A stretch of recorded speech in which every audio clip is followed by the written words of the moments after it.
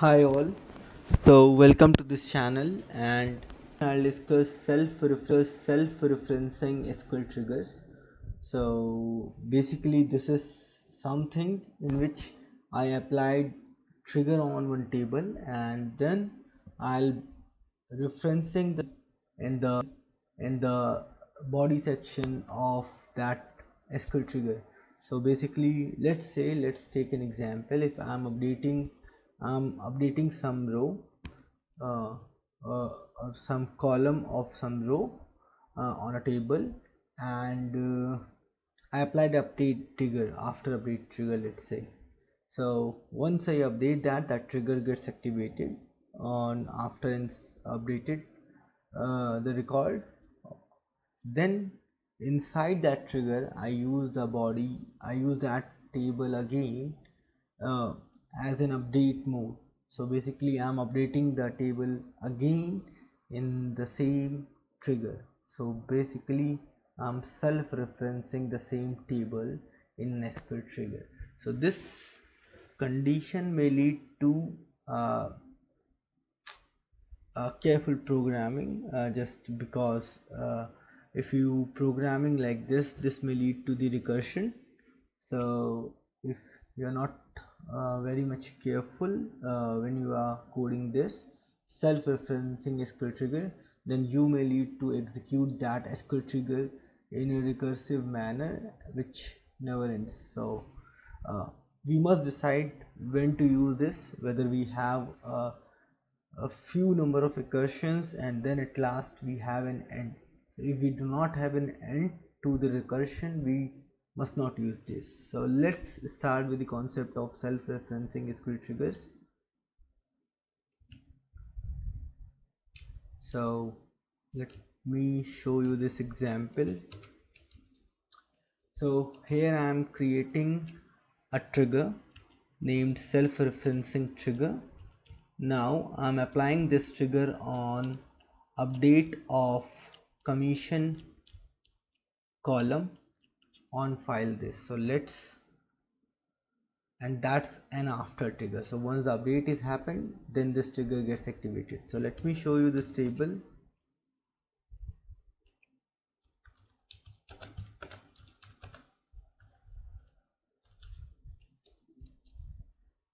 So this is the table which I created. So this table has these much fields: employee number, employee name, employee role, manager number, salary, commission, and department number. So we can see that we have an employee 5001, 2, 3, 4, and whose name EMP1234. They are IBM SQL developer, and their manager is 9001. And this is the salary of all these four employees: 50, 60, 70k. And a commission, you can see for employee 1 a commission of 500 was allotted, and for others it is 0. And the department to which they relate to is 81.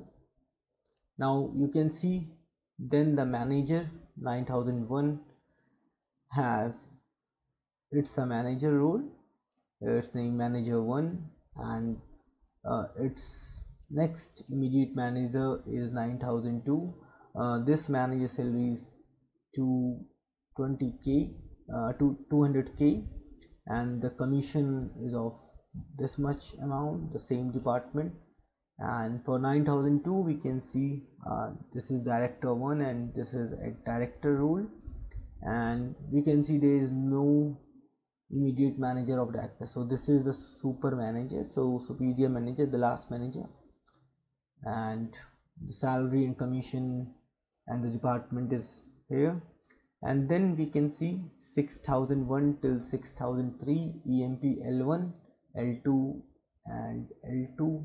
Let's update this to L3, and they are C++, C, and web developer, and they have a manager 8001, and these are the salaries for 8001. This is the manager, and this does not have any superior manager, immediate manager.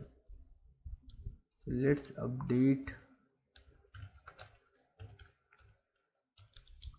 this table.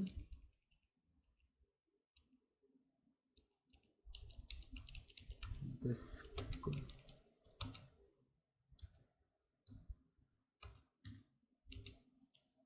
be like this.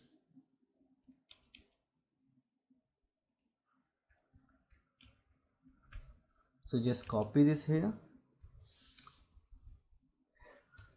So here in this table we applied an after trigger on this column commission. So only when this column gets changed, then that trigger gets activated, else on other column change there is no activation of trigger, since we are applying the trigger on this column using off clause. And this is an after trigger, so once the update happened to the table, then the trigger gets activated. And we are here using the transition variables, referencing new row as new and old row as old for each row mode DB2 row. So this trigger is activated on each row change. So once a row gets changed, this trigger gets fired. Another row gets changed, then the trigger again another instance of trigger gets fired.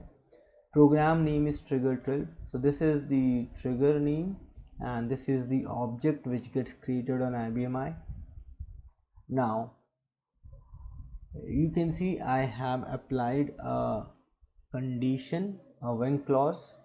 So here I am checking if new dot commission, because this is an update, so we have old and new both. New dot commission is not equal to old dot commission, means commission is updated.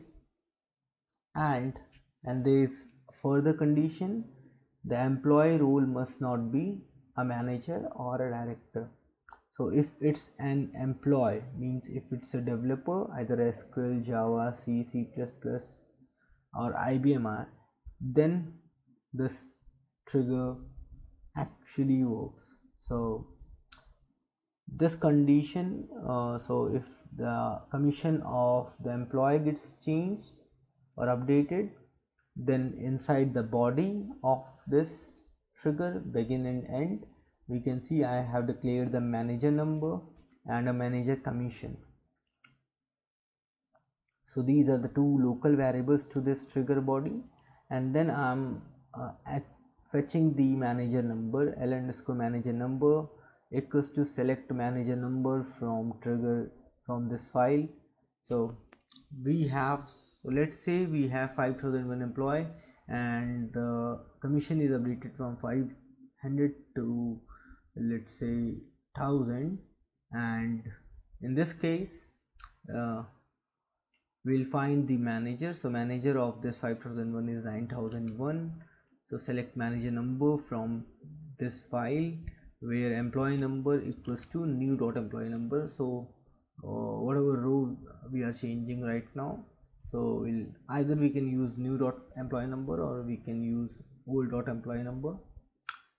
Again I'm checking if L underscore manager number is not null. Why I'm checking this? So let's say if we are updating this for 9002, so the employee number would be 9002 and the manager is 0. So for that employee there is no manager, so that's the super manager. So if it's not null, only means if there is an immediate next manager, then only we will perform this operation, that is self-referencing the same table. So what we are doing here, if manager is found, let's say for this example which we are discussing earlier, manager is 9001, so we'll calculate the commission. So the new dot commission which we are updating minus the old dot commission, so whatever the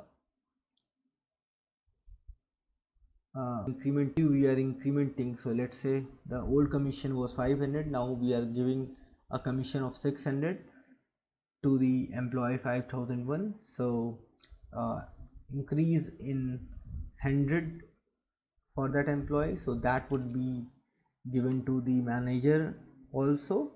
So new dot commission minus old dot commission equals to would be manager commission. So what I am doing here, updating the trigger PF trg pf8 and setting commission equals to commission. So whatever commission the manager has already 70,500, so it will be adding that plus the manager commission, that is 100 in this case. So 7,600 would get updated into that manager. So we are employee number equals to manager number, which we have retrieved here. So this way, on update of the commission field in this table, for an employee, I am updating the commission of the manager. So in this case, in both the cases, the commission field gets updated, so the trigger gets filed again and again. But so if the employee commission gets changed, the trigger gets filed once and it comes here, and it will then update the manager commission from here. So it means the commission gets changed again, so the trigger would get filed again, just because the commission is updated in this table. And after that, what happens, it checks here whether the commission is changed for a manager or director. If it is changed for a manager or director by the trigger itself, then this trigger won't this condition won't fulfill, and the trigger won't update the commission again, so the trigger ends. So self-referencing trigger would end at certain point. So this way we can code the self-referencing triggers. So let's compile this, run SQL STM, work member PDM,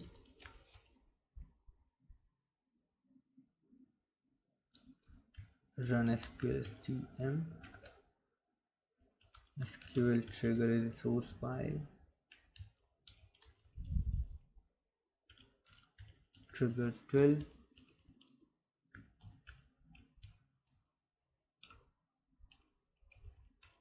debug view source. So this trigger gets created.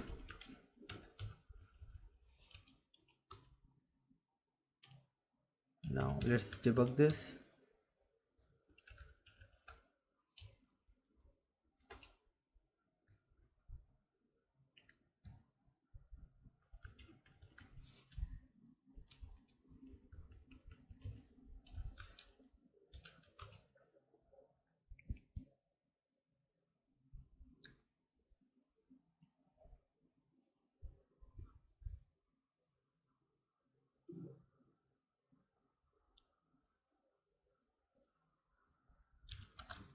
Set the breakpoint and just go to strSQL.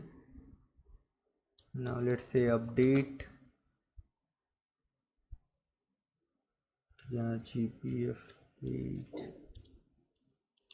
and let's say set the commission of this EMP2 to 500. So the commission gets updated to, let's say 2000. For the employee number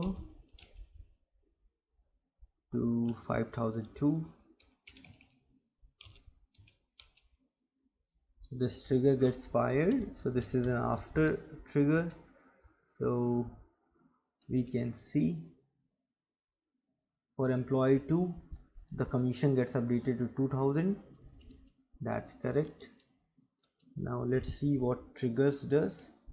It checks commission, new dot commission is 2000, the old commission was 0. The role is the our developer, which is not a manager and not a director, so it comes inside the when clause, and these are still null. Now it will find the manager number for this employee 5002. Just check.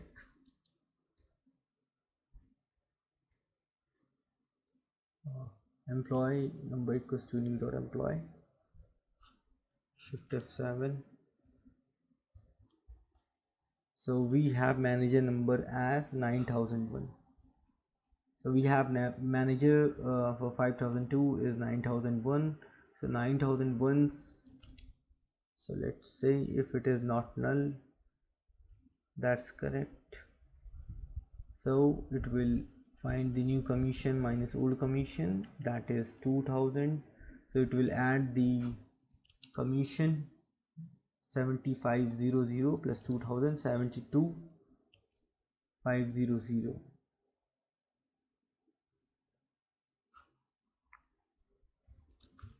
So let's check whether the commission gets added. So you can see it's now 72500. Now again you can see this is an self-referencing trigger, so it updates the same table or the same column of the same table, so on which the trigger was applied.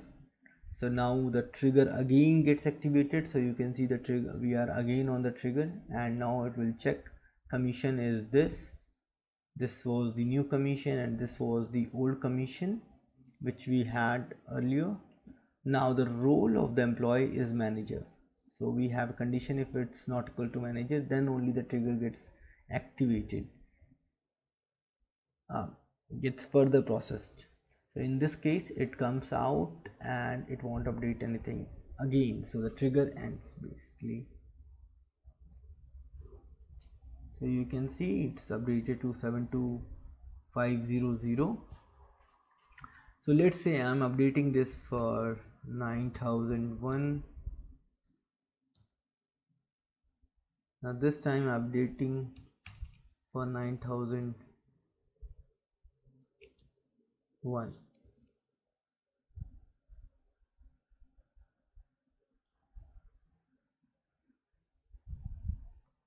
So 9001, 500 was the new. So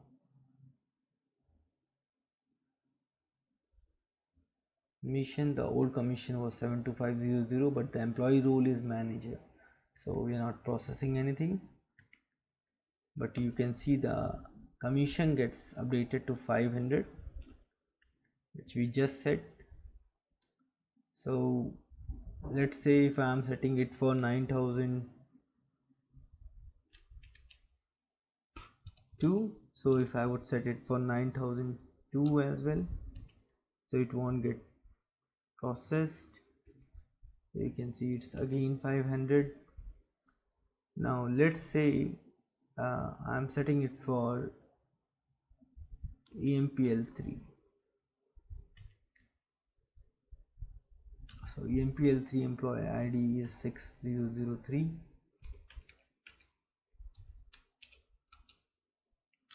So this time new commission is 500, old commission is 0, employee role is this. It would find the manager, which is 8001, and it will check the commission is 500 for this manager, so it will add that. So now it would become 50,500. Let's check.